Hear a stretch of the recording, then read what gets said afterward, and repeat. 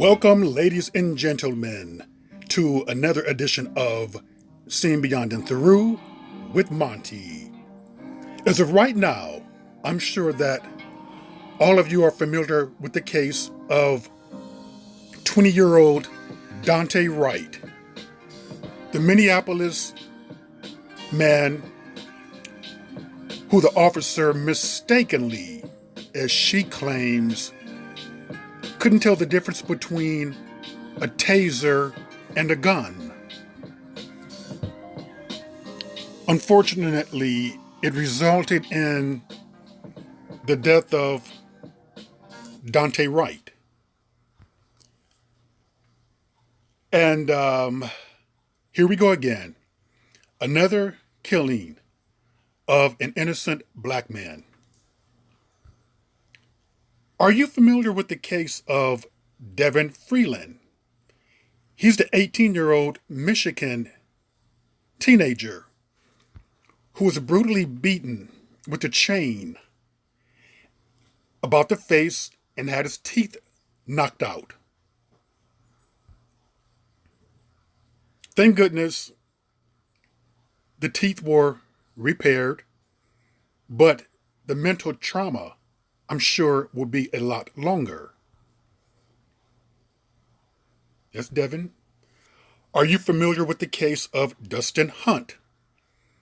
He's a 20-year-old from Washington State who was hiding under his white girlfriend's bed. The father of the girlfriend found him there, and he was shot. He was an aspiring singer, songwriter, never got a chance to live out those dreams, never got a chance to get married or have children, just like Dante. And I'm sure that you are familiar with the case of Caron Nazario, the lieutenant in the Army who was pepper sprayed in Virginia. Thank goodness that this case had a better outcome. Mr. Nazario lived to sue. And it doesn't really matter if he was a lieutenant in the Army. What they seen was a black man. Now, I want to point out something to you, or bring something aware. What does Caron Nazario, Dante Wright, Devin Freeland, and Dustin Hunt all have in common?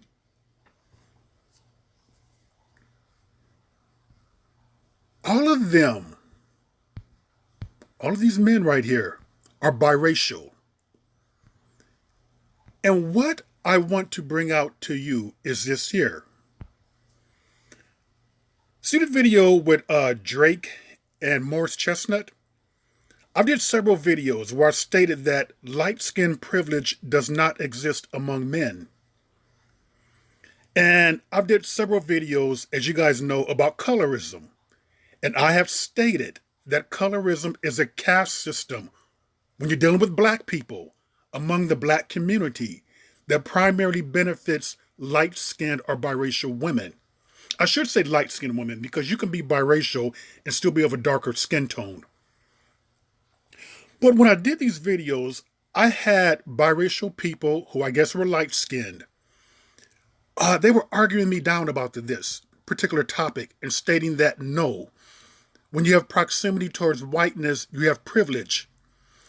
White people are going to be nicer to you, are going to give advances to you, so forth and so on. And I had stated that that is not true. Because being raised around white people, I know that when they do favor black people, they tend to favor the black people with the darker skin tones. The lighter skin tone people are favored within the black community. But I believe that a lot of lighter skinned people like to believe this myth that somehow close proximity towards whiteness gives them an advantage. Well, it did not give any of these men here an advantage. Because let me tell you something. When you encounter a racist, what they see is black skin.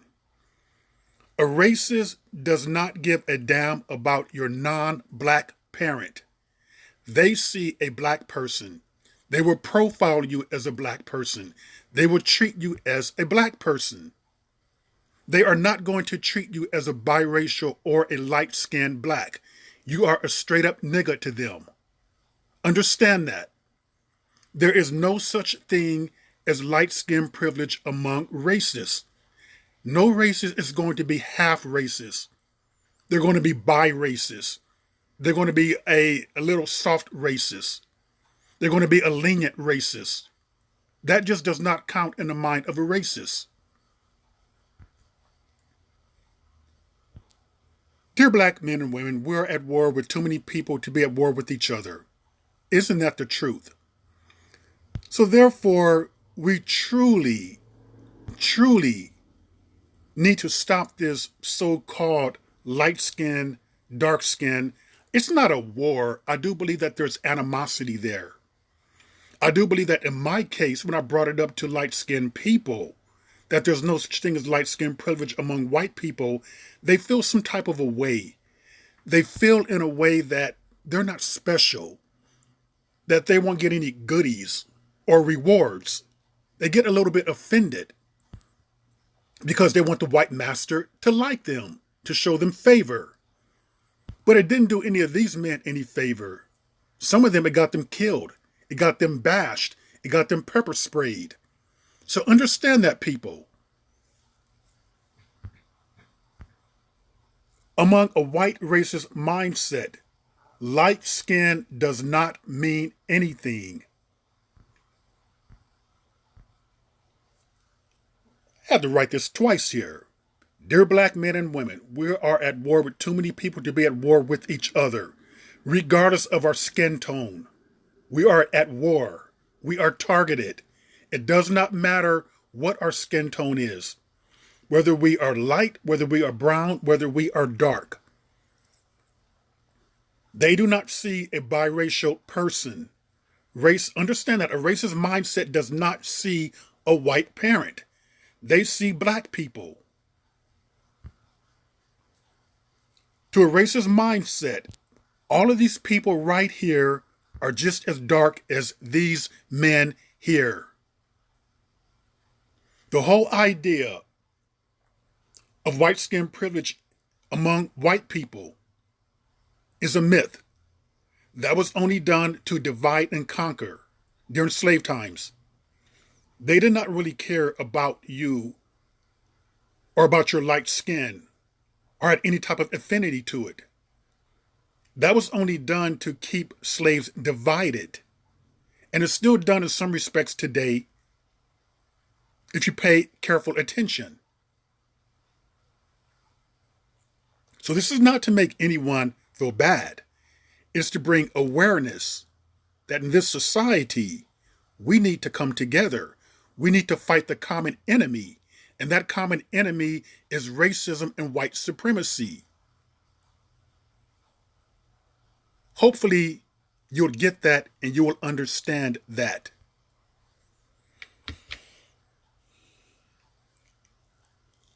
And with that, ladies and gentlemen, that is another edition of Seen Beyond and Through with Monty, and I will see you beyond and through.